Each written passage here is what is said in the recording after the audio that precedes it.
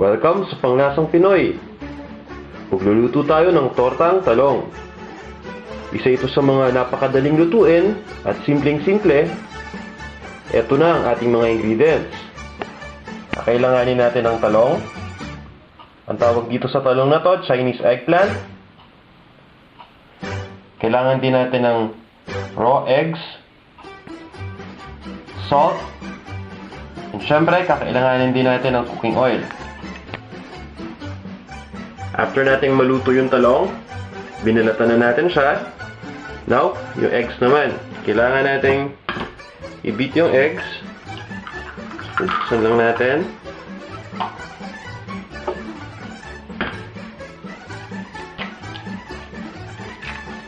And then, lalagyan natin ng asin. And then, i-beat na natin ngayon. After natin ma-beat yung eggs, kukunin na natin yung talong na nabalatan. So, ito na yung magiging itsura niya. Ang gagawin natin, ipipress lang natin using a fork. So, ayan. Kukunin natin yung gusto nating shape bago siya iprito. So, ipa-flatten natin ito.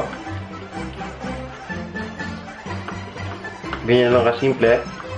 After nating ma-flatten yung talong, i-dip natin siya dun sa eggs na na-beat natin, and then ipa-fry na natin ito. Ito na yung ating pan, and mainit na yung oil. So ganito lang yung sinasabi ko kanina ng pag-dip ng eggplant dun sa egg. Simpleng-simple lang, both sides, para make sure natin na buong talong nalagyan na ng eggs. Okay? So once na nagawa na natin to, pwede na natin siyang idiretso dito sa pan. Ayan. So hahayaan lang natin maluto yung both sides. So once na maluto tong first side, ibabaliktad lang natin. And pag nabaliktad na natin, and naluto na yung next side, ibig sabihin, okay na yan. Pwede na natin i-serve. Itong recipe na to ay ni-request sa atin ni Gemma. Gemma, sana nagustuhan mo ito. Ito na ang ating tortang talong.